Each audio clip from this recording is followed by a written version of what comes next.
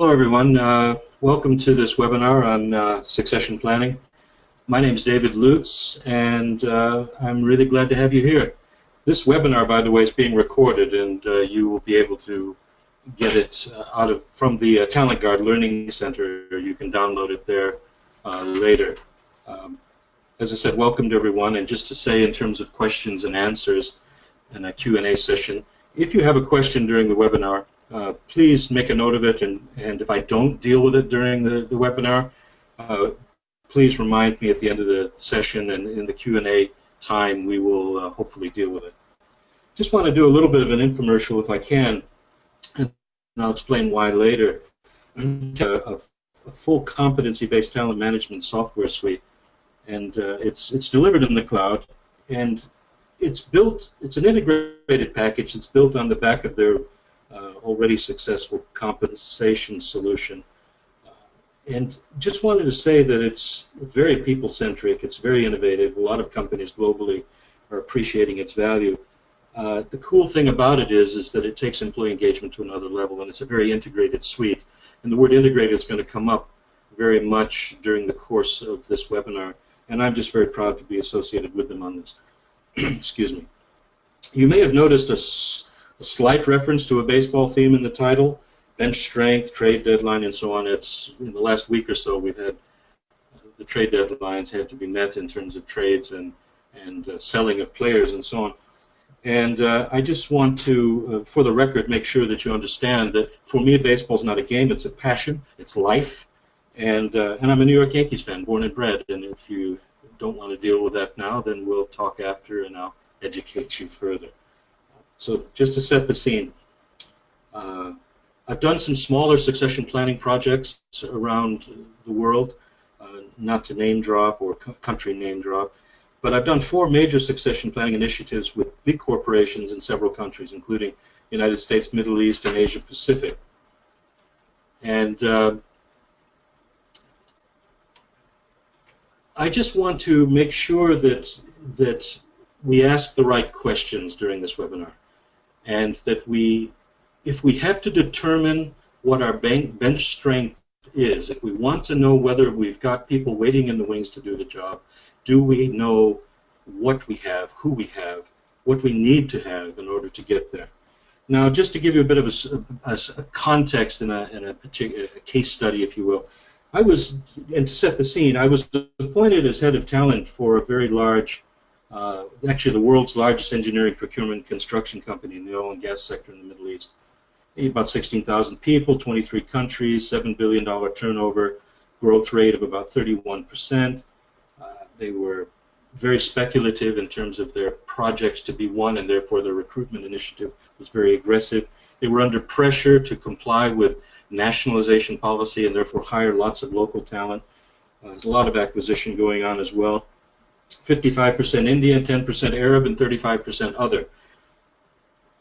But I inherited a really badly thought through and badly designed succession planning initiative. It was a perfect storm for a bad succession planning project. Very inconsistent performance management data, very biased scoring. Minimal face-to-face conversations took place at appraisal time. Scores were tied directly to bonus and promotion. A lot of suspicion, distrust, and fear. Project management system was viewed as erratic, unfair, largely irrelevant, and just to give you a context in terms of scoring, 95% of everyone who went through the process got an exceptional rating. There was incredible pressure to performance targets and outputs. It was a very outputs-driven culture at all costs, and so there was quite a lot of compromise on quality, health, safety, and it was just to achieve targets because completion ahead of time or on schedule, under budget, was tied to bonus. Very matrixed organization, opinion about the potential of people, high potentials, or emerging leaders was purely subjective largely. Tied to nationality bias, there were large silos, internal competition and conflict, career development and individual development plans virtually non-existent, and yet they needed this fresh blood. They needed postgraduates, highly educated. they needed to identify these high potentials. Money, the pay was excellent, but the turnover rate among management at the time was about 25%, and among technical specialists was more than 35%. In short, weak data, subjective opinion about people's potential, poor systems in the organization that obsessed about reliable data and good systems in all other aspects of work except in HR. And what they had done before I came on the scene was they had talked to the top three or four tiers, and they had asked only 3 questions, or they did only 3 things. They looked at historical performance scores, performance appraisal scores, going back 3 years, which were flawed and even false anyway. They asked only 1 question of the people they were evaluating to be put on the second team or in the succession planning pipeline. They asked just the 1 question: are they ready now? Are they ready soon? Are they ready forward? And then the third thing they did was they plotted them on a 9-box matrix. And when they had too much of a cluster in the matrix, which we'll look at in a moment, they moved the pins because it didn't feel comfortable. They didn't know what to do with it. And the rest of this webinar is going to be, will capture some of the things that I've learned and some of the things that I did. Now, when I've been asked as a so-called expert, and the microphones and the cameras poised, the reporters pens and pad in hand, when I've been asked what makes a company successful, I've said something like this: putting the right people in the right jobs, doing the right things in the right way, with the right business focus and outcomes, with the right support and the right career path. And they shout, whoa, whoa, whoa, David, that's it? After all your years in the game, that's the most profound advice you can give? And I said, no, there's one more thing: with the right succession plan. And all that said, when you unpack that simple statement, very, very profound, I know, when you unpack the statement, a succession plan is really only as good as the data, as your job profiles, the competency framework that you have, and the skills gap assessments, the performance management system, the learning management system, the competency-based recruitment, compensation and benefits system, professional development planning, exit reports and interviews, retention data, employee engagement surveys, work-life balance policies, and also the ability of managers to be good coaches and mentors, which happens, in my opinion, I think should be a core competency for any manager anyway. But all of this can produce data, useful data, and when you take it together and you integrate it, you can predict the future better, and you can look down the road and you can see not only where you need to go, but who needs to travel with you to get there. And the good thing, and the nice thing, as I've already said, is that TalentGuard is a really good at integrating all that kinds of data to make sure that we have something to work with in terms of making intelligent decisions about the future. So if we're going to build our bench, here's the classic definition of this: an assessment of the organization's preparedness to replace departing staff in critical positions, identifying people who are ready to step into someone else's shoes at the appropriate time under the appropriate circumstances with as little pain and as close to a seamless transition as possible. And when we read the definition, the first thing that comes into our minds as HR and OD and talent professionals, we think recruitment, we think competency and position gaps, we think readiness assessments, we look at process optimization, onboarding issues, change management, training and development. When really there's another set of questions that good succession planning needs to ask. Why, for example, why are our best and good and our critical people leaving the organization? What makes them good in the first place? Why will they be missed? And what is it about their contribution that makes us effective and would be deemed a loss if they were to go? What we are doing wrong, and we have to ask the question, what are we doing wrong to not prepare our best and our brightest for a long and productive and happy future with this organization? We've got to dig deeper. And that's not just hard data. We must invest time in people by investing in the issues that make them want to be good, that make them want to perform, that make them want to go the extra mile. And if we invest time in people this way, we invest in theirs and the organization's future. Now, here's the key principles on which this webinar is built, and I just want to make sure that we really get to the heart of some of the non-data related issues. First of all, let me just say, in my opinion, succession planning is immensely personal. This isn't just an exercise in isolation that collects data, analyzes people's performance, and puts them on a path where we can exploit them or not for the benefit of the profit and loss of the organization. I'm simplifying it, I know. Succession planning impacts real lives. It's real families we're talking about. It's real futures. When we've got somebody on the radar and we're considering them for a promotion, for a new position, for a move, to expand their skills base, to strengthen them and use them for something more, to help them lift their horizons and look into the future with hope and with assurance that they have a future. When we do that, we're part of shaping someone's life. This is not just a statistical exercise. When you look at the top 5 reasons why your best people, our best people, give more and of a higher quality and stay longer, here are some of the ways to describe those reasons. If they have career development and have a path to something better, they stay. If they feel valued and appreciated and rewarded by the organization, and by reward we're not just talking about comp and benefits or bonus, they stay. If they know how their contribution fits into the bigger picture and mission, and they know that it fits within a bigger scheme of things that is valued and appreciated, they stay. As we obviously know, based on books and articles and courses, people don't leave organizations, they leave their managers. Good relationship with their boss is critical. And feeling that they're valued and part of a team. While individual contributors are greatly valued and treasured and should be used, and many people don't like to work as part of a team, nevertheless, it's a critical aspect of why many people do stay and give more if they feel valued as part of a team.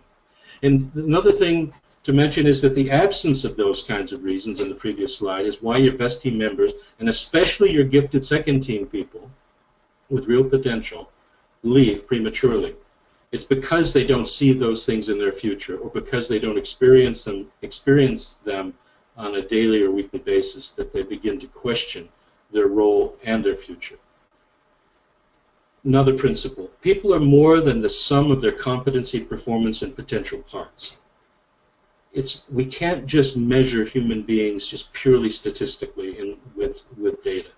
There's something more we have to look at. Everyone, and I mean everyone, has an inner drive and motivation that can be tapped into. And they want us to tap into it. They want to be tapped into, to give them a shot at something more. It's just the way we are built.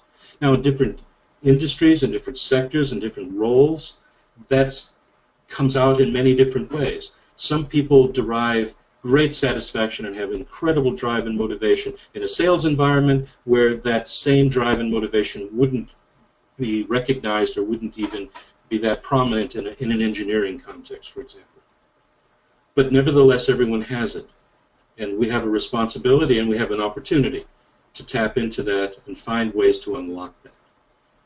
Succession planning only works on the back of good employee engagement. If you don't have good engagement, you've lost the game before you've even walked on the field.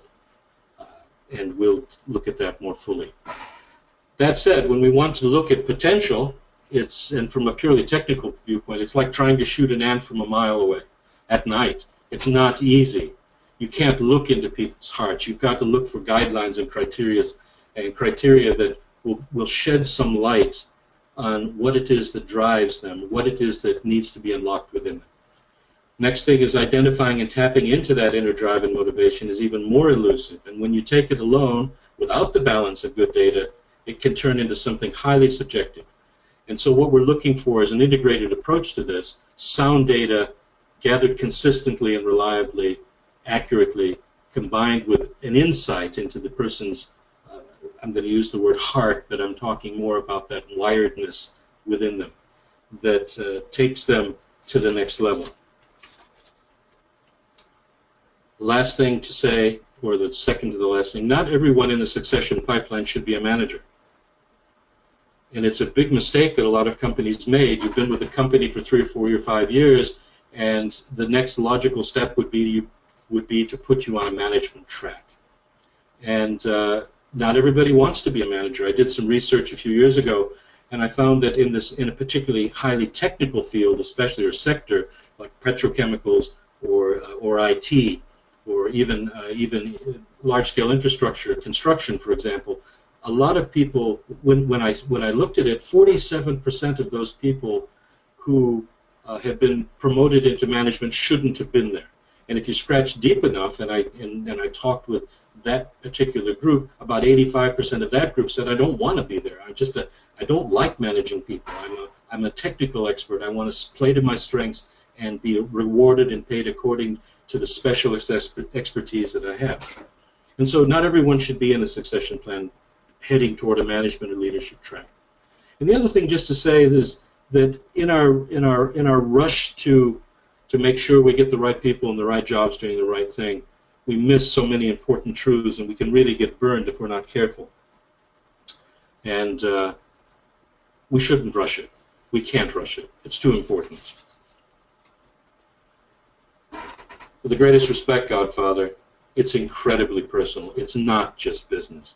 And if you look at all of the details, the studies, a lot of the studies that have come out over the years, in the last 4 or 5 years, best companies to work for, great places to work, employer of choice, which is in this country, investors and people, which is a UK thing, regardless of their size and complexity, the key thing that everyone focuses on is let's invest in our people as our most valuable asset. And to translate that into meaningful support, guidance, care, direction, to help people learn, grow, and improve toward becoming all that we want them to be, we have to take time. It is personal. It cannot just be a clinical exercise. And yes, of course, I'm reminded about my horse that I do love, and the Godfather wants to mention that to me, of course. So I just wanted, this slide is just really to emphasize the fact that people have got a whole range of goals. I don't just want to be my job. On the other hand, I would love for what I do to be just an expression and an extension of who I am, and that's just an ideal place to be. But people have goals in a career, wealth, family, health, love. You know, we have to remember that we're dealing with people. There's a, you know, if we're going to spend a third of our life sleeping, a third working, and a third doing something else, assuming a 24-hour day and 8 hours in each, it's probably a good idea. It would be a lovely dream, a reasonable hope, that we do something that we really, really like to do. Using our natural talents and traits and skills and unlocking that desire to do something more with all that we have, you know, is doing that as much as possible is something that we need to be aware of if investing in people is truly part of our values and our mindset as an organization. Not to preempt any later discussion, but the idea, and I'm going to sound a little esoteric here for a moment, of I've had too many conversations in recent months with aspiring leaders, young, bright people who just have so much to give and so much to contribute, and have so much desire to be unlocked and to be exploited in the good sense of the word. They've often used this expression, I want to do who I am.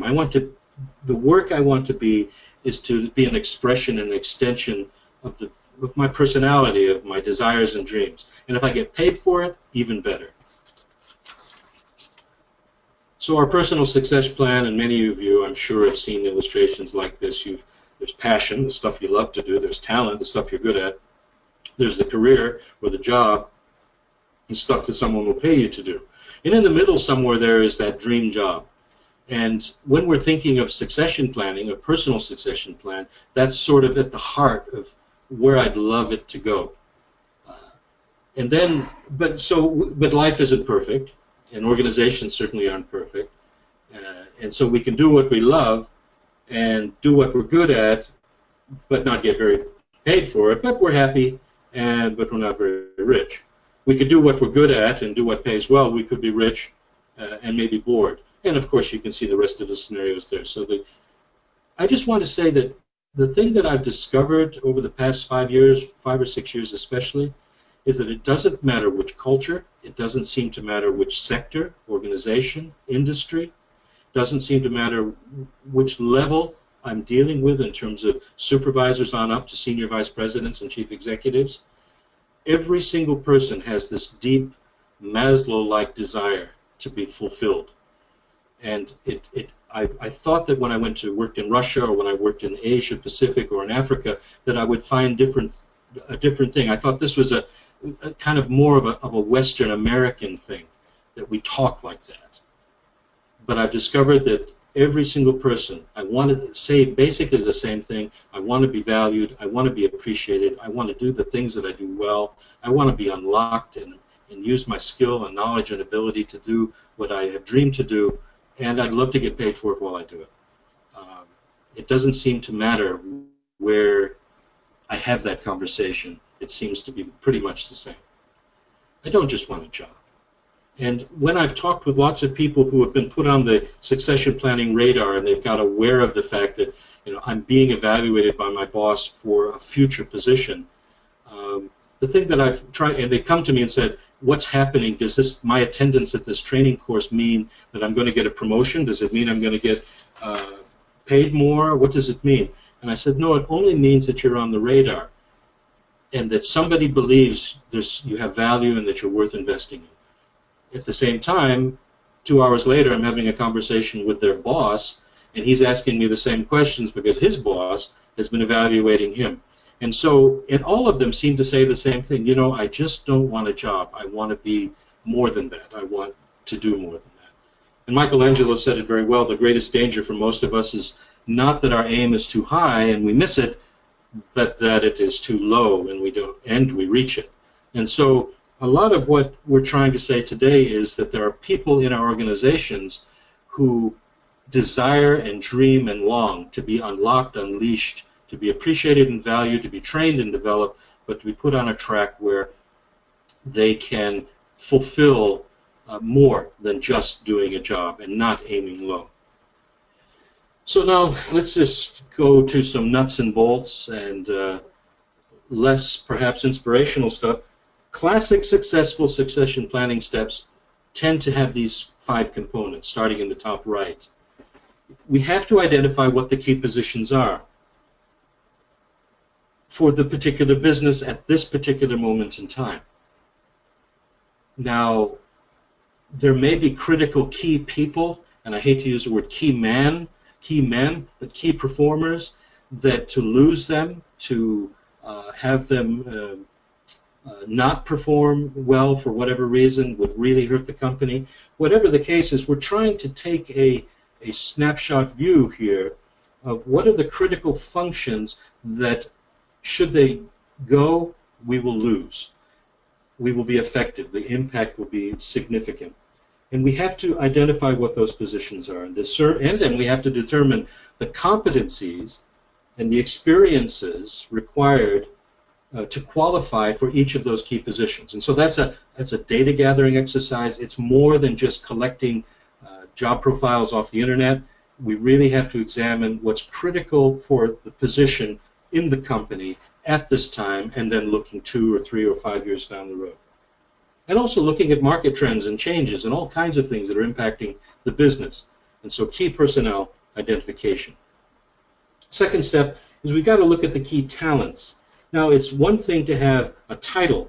It's another thing to have the knowledge, skill, and ability in those extra other things that make those positions impactful at this moment in time or needful at this moment in time. And so there's research that has to be done there. We have to look at, not only look from an objective point of view at industry standards or competency frameworks that affect compliance, for example, but we also have to have conversations with the individual, because we may believe that they have the knowledge, skill, and ability to do the job, but do they want the job?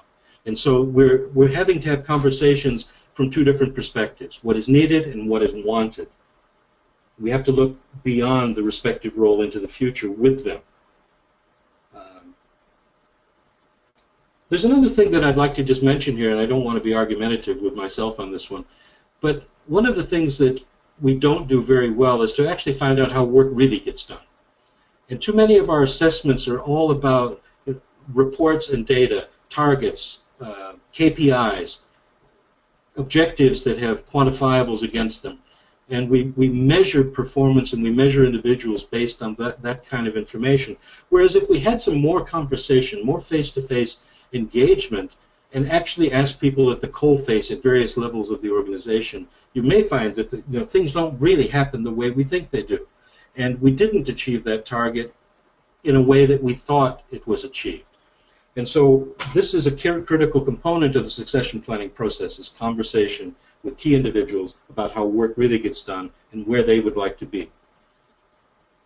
Then we have to look at the assessment of key talents. Now this sounds a little bit similar, but we have to determine the difference between the knowledge, skill, and abilities required for the job, but then we have to look more carefully at the individual's current capability in a much more precise way. What do they currently possess? What do they currently fail to possess or fail to deliver because they don't possess? What are they going to need as a key person in this process 3 to 5 years down the road? And now we're talking about knowledge, skill, and ability. The sixth tool that we're going to talk about in a moment is another subject that we'll follow on with.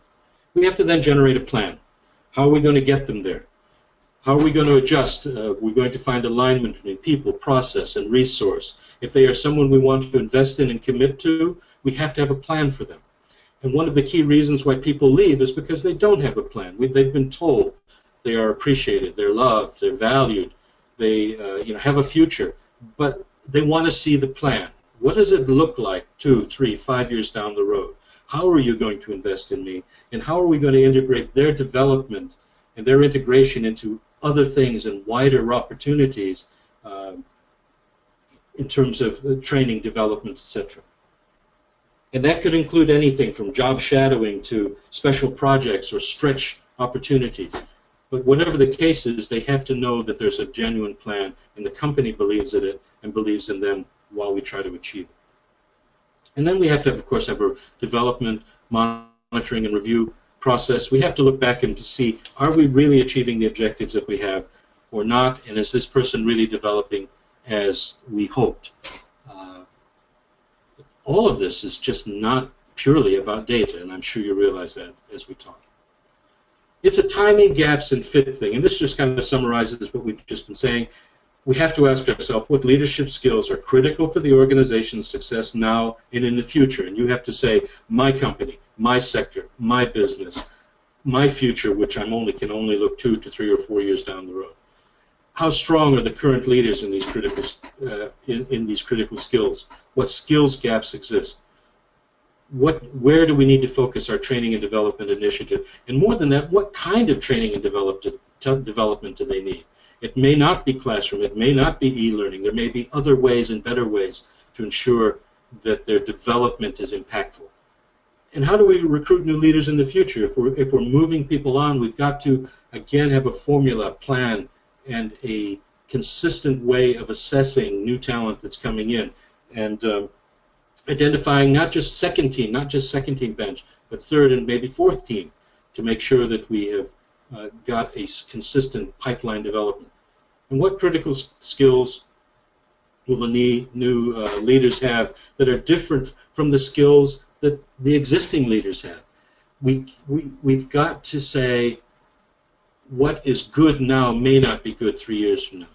With the change of technology, with the movement of ideas, with the reshaping of human resources, with developing shared service models, a whole range of things in the human resource world, we have to be asking ourselves the question, what does the leader look like in the future? And how are we going to get them there and make sure that we recruit and develop against that model?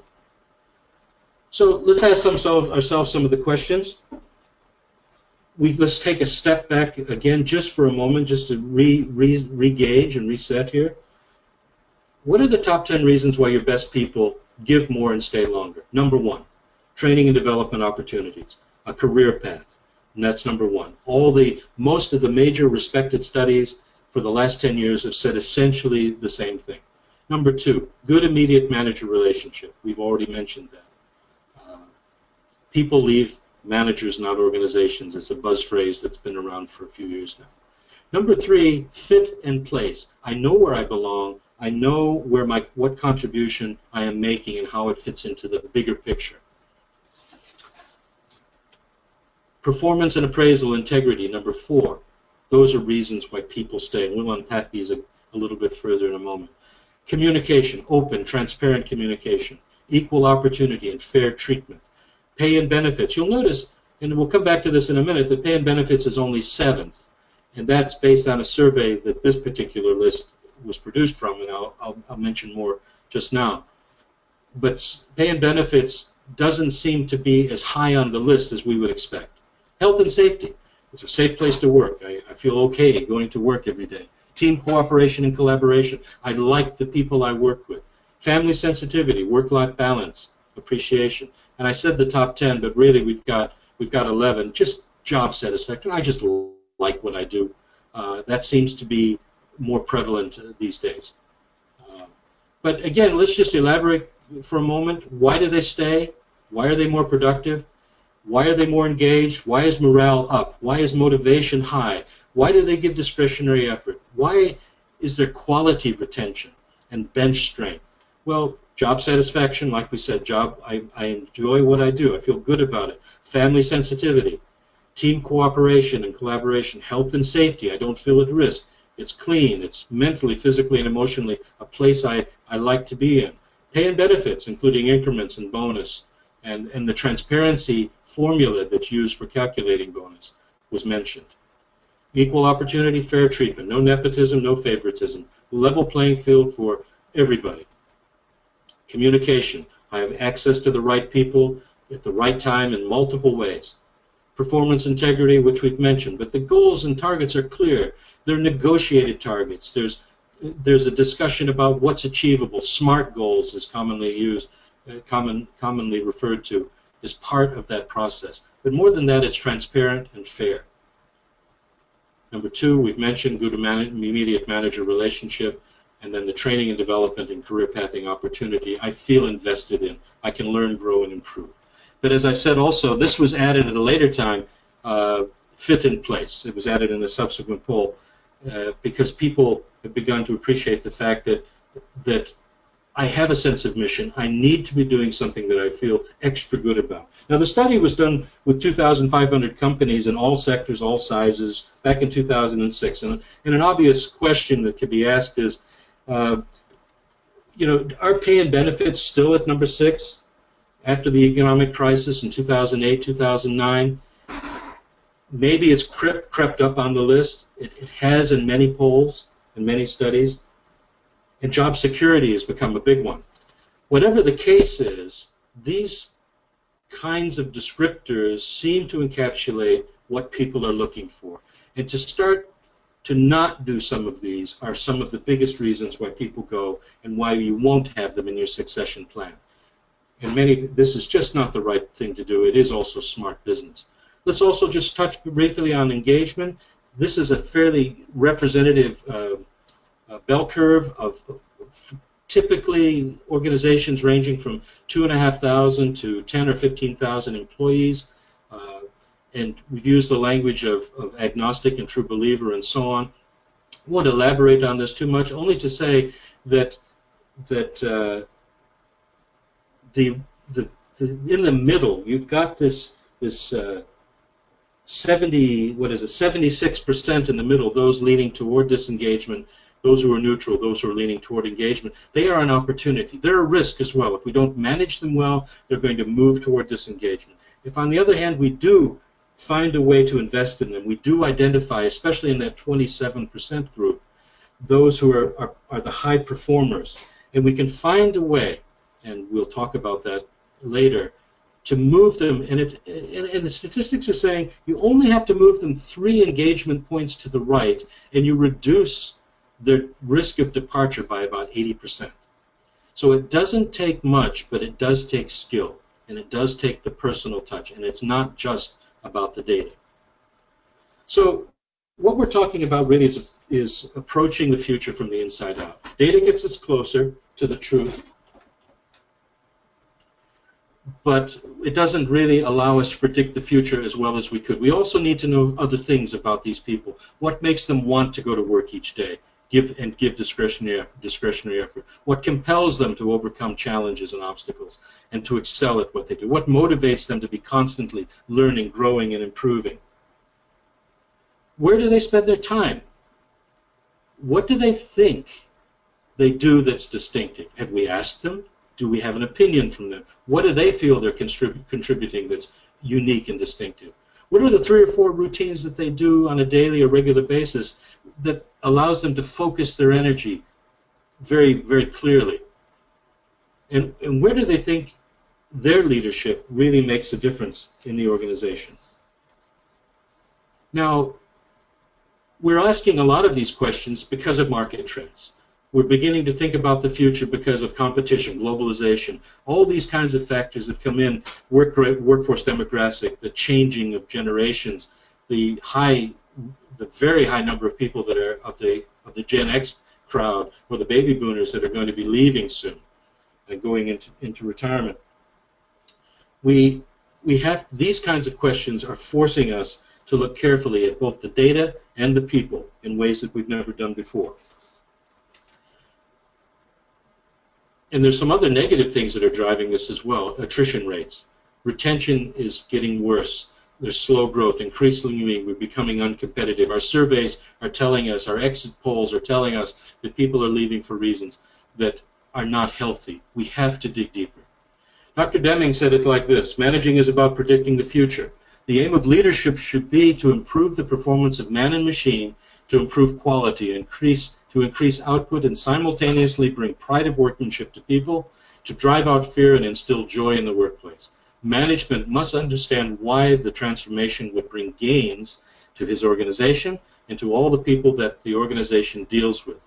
But without meaningful data, you're just another person with an opinion. We have to have reliable data. Meaningful data, a pushing up policy, and investing in people policy equals effective succession planning. And that means a more realistic view of the future. Meaningful data gets us down the road, part of the way. Evolving, shifting values and mission and at the top of the organization forces us to look at it. The knowledge, skill, and ability and other things that we need down the road are forcing us to look differently at this. Performance gap, potential gaps, cultural deficiencies.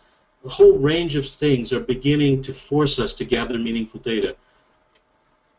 And then we would love, at the end of the day, just to say, well, there's the box. These are the kinds of people that we have. This is a classic image that we've used for talent management and succession planning. Here are the kinds of personnel that we have. Let's throw darts at this and just see, where our people fall. Let's try to make some assessment and see whether or not we have the right cluster, the right groupings of people in order to take us forward. But this kind of model goes a bit further in that it begins to look at personal and motivational issues as well, as we'll see. And if we go back to the baseball theme, just to say that no matter how good you are, you're going to lose 1/3 of your games. No matter how bad you are, you're going to win 1/3 of your games. And the other third, it's the other third that makes the difference. And if we want to shift over to the theme of the 4 or 5-tool player or the 6-tool player, in the major leagues, or in baseball generally, a 5-tool player excels at hitting for average, hitting for power, base running skills and speed, throwing ability, and fielding ability. And the data that we're trying to gather in this process about people like this, if we're going to transfer it into the organization, the right data gives us flags. But the right kind of questions about the 6th tool, which we'll look at in a moment, the motivation, drive, and desire, gives us the soil to plant the flag in more securely. And so when it comes to a position, something like baseball, the stats tell us where we should play him, but until we get him on the field of play, under pressure, with screaming fans, on the field of battle, then we begin to understand that there's more that we need in order to have a great ball player. And when we transfer this into the business workplace, integration and judgment are the things that come up. Leadership, management, project management, consulting. We're saying these are the 5-tool managers. But when you unpack some of the words like judgment and consulting and leadership, there's far more than just the data about whether they have done a good assessment or some kind of passed some kind of questionnaire that looks at their abilities and even their personality. We have to ask a deeper set of questions to get a deeper perspective. What is your five-tooler like? Think of the five-tooler in your organization. Does he consistently deliver high quality? Is that what defines him or her? Are their actions, choices, and decisions impactful on a regular basis? Do they demonstrate speed and savviness, agility, good timing when they contribute? Are they proactively, with energy, providing results with specialist or unique skills? Do they have good reactive instincts and respond maturely when handling problems and issues with balanced precision? These are the kinds of things that we need to be asking. The question is, how do we know? And why are they like this? And so we're really asking questions about readiness. If that is the kind of thing that describes the sixth tool, then we're going to be asking ourselves questions, are they ready? And it's critical for us to understand what ready means. Now, by the way, there's a little reference to it. There's a link to Field of Dreams, and for baseball fans and especially men, you can go there and look at the thing about what Shoeless Joe Jackson said about his dream and about being ready and how he loves it. And he said, "Oh heck, you know, I would have done this for nothing." Because we're talking more and more now, not just about technical capability and readiness. We're talking about heart, motivation, drive, and desire readiness as well. Sixth tool, heart in the inner game. Willingness and eagerness to be a student, willing to learn, grow, and improve. Hunger and a gnawing dissatisfaction. Genuine satisfaction from just being in the game, the joy and the love of it. Healthy, caged, or pent-up creativity is part of who they are. And these are the kind of people that just watch me, just try and stop me. And if you want to look at the video clip of the rookie, you'll get an idea when Jim Morris comes and says to his baseball colleague, his teammate, "You know what we get to do today, Boggs? We get to play baseball." You know, there's this. We're wanting to tap into that extra something. We've got to look deeper.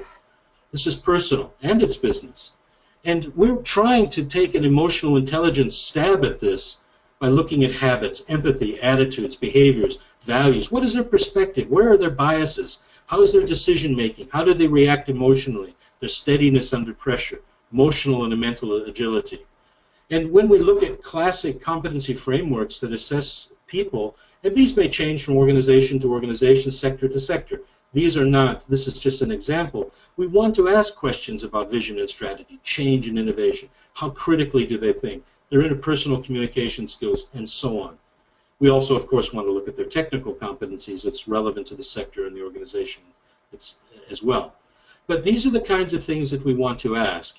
But we have to go more holistically. We have to look deeper, longer, and more personally, more fully for that something more.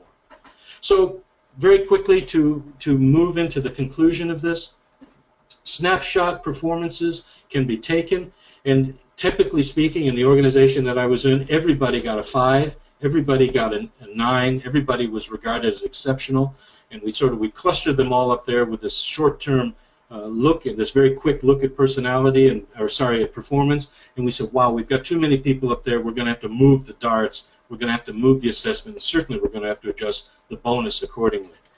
But then we have to look at things like professional savviness when we're examining these individuals for a development path and part of the succession plan.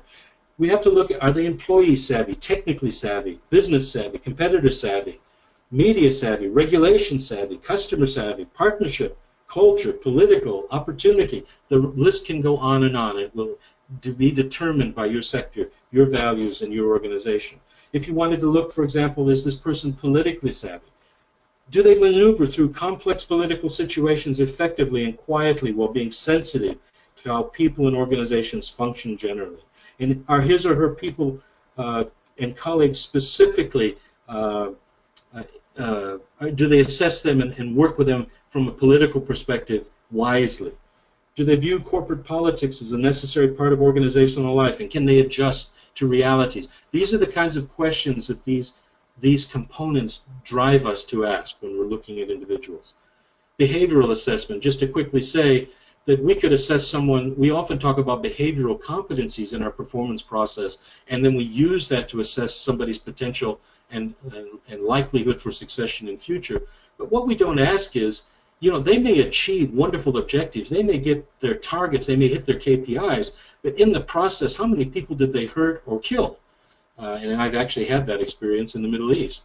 And so they may be great at what they do, they may be geniuses in their job, but their relationship skills suck. And so they have to choose to demonstrate real behaviors that are incompatible with who they are in the position they're in. We look at impact of loss, and these kinds of characteristics described here, and you can look at them later, help us ask questions about them. Flight risk assessment, criticality to retain levels, and all of these things force us to look deeper at the individual. The good thing about TalentGuard, by the way, is they generate data to gather a lot of this information. What we need to do now is add the human component, and we'll wrap it up with this. What is their general desire and motivation? What is it that makes them tick? What is it that makes them, how are they wired? What gives them a buzz? What gives them a thrill? Do they naturally direct and lead others? Do they create vision and inspire direction in others? Do others like to follow them? Do they consistently behave ethically? Do they take delight in complimenting others when progress is made? Do people often take their ideas and eagerly use them? When involved in group projects, do they frequently find themselves to be an ideas generator? Do they find pleasure in being convincing and persuasive? These are the kinds of questions that we can be asking. What about their relatedness and connectedness? Do they desire to be joined to others? Do they like holding groups together? Are they part of the glue that makes things work well? And do they have this as something that drives them and that is demonstrated by them? Do they enjoy interaction? Do they have loyalty from other people? Do they have a sense of belonging and being part of something bigger? These are the kinds of characteristics that we would be looking for in this six-tool individual. What about autonomy? Do they have a sense of self-direction, natural tendency and a characteristic to want to explore, to want to do things on their own and attempt new things? I see that the slide is slightly off. We'll fix that when you get the final copy. And it's not just something we need, it's something we really want, to have this freedom to explore, to not be controlled and stifled, but at the same time to be able to be released with innovation and creativity. Mastery, doing more things better, a quest for excellence. Most people naturally want to get things done better in their roles and in their jobs. They want a sense of progress. They don't just want work outputs. An employer should be looking more carefully at calibrating and balancing what people must do by looking at what they have done and can do. And this is where we're getting to the formula of performance plus potential, and then really discovering what they desire to do. Purpose. People who derive meaning and value in work are the kinds of people that we really want to grab and want to develop and want to invest in. People find purpose in their work unlock the highest levels of the motivation game. They don't just do the job well, they love doing it, their desire to do it. They have a sense of mission when they do it. Now, we're not going to find that in everyone, and not anyone in this webinar, not all of us, I'm sure, can't honestly say hand on heart that we love every aspect of our job and we're motivated to go higher and deeper and longer with the company we're in. Maybe we do, and that's a gift you have, and that's a gift you've been given. But in connecting with a cause larger than ourselves, it drives our deepest desires, our deepest motivation. And purpose is what gets us out of bed in the morning to work with the anticipation, without groaning and grumbling, that I'm doing something that's important and valued. Now, you can go and have a look at this, and I'm going to end there, and then we're going to go to questions and answers. If you have a look at this video, some of you have seen it, this film with George Clooney, where he goes around firing people for a living or letting people go for a living. He gets to this particular individual, well-known actor whose name escapes me at the moment, and the guy is really upset because he's going to be let go, and then George Clooney nails him. And he says, how much did they first pay you to give up on your dreams? And one of the key components of the motivation, drive, and desire component of succession planning is that we have to find a way to have conversations, to ask good questions that is supported by valuable and relevant data that helps us nail what is it that gives, what are the dreams that make people want to give more, stay longer, and give the discretionary effort that can not only is good for them, but is also good for the organization. And so I'm proposing that good succession planning incorporates all of this. And with that said, I will take any questions that you have. I'd like to just conclude with then, if there are no questions, with just a quick illustration of a case study, just to wrap it up. I was involved with one of the world's largest food producers in a particular food sector, and they had about 37% turnover rate amongst their managers, supervisors, on up to senior directors, and they were very concerned. They were losing their best and brightest. By the way, that particular company had a 70% foreign management team, and so a lot of the local team in the United States was not managed by U.S. personnel.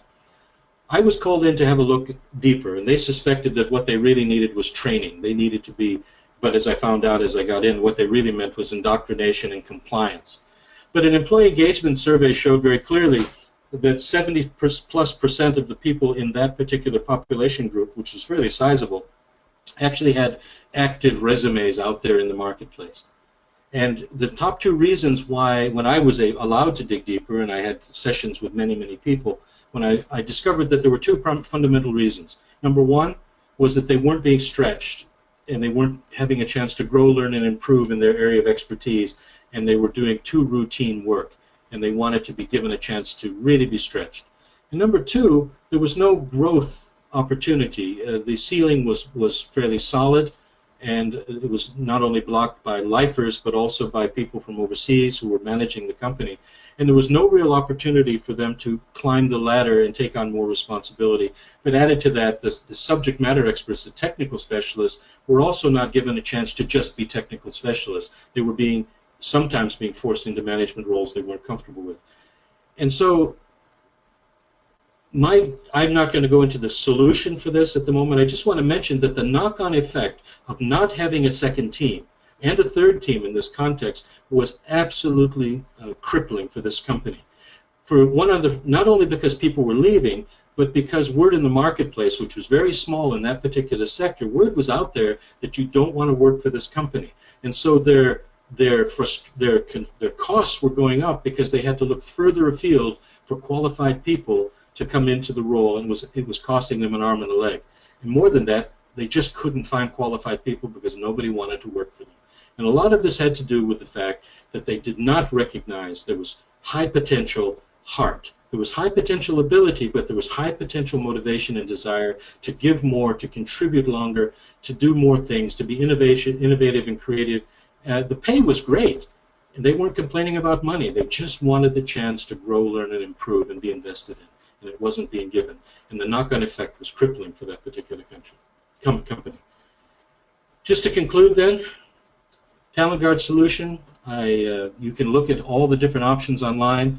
I really respect and admire the way they've built this integrated model. The data is powerful, and when coupled with the kinds of things we've talked about today in terms of the motivation, drive, and desire, I can't see a better combination personally. And that's an infomercial, not because I work for them, but because I believe in them. Thank you very much. For more information, go to the website, and your copy of this webinar will be available for download soon. Thanks so much.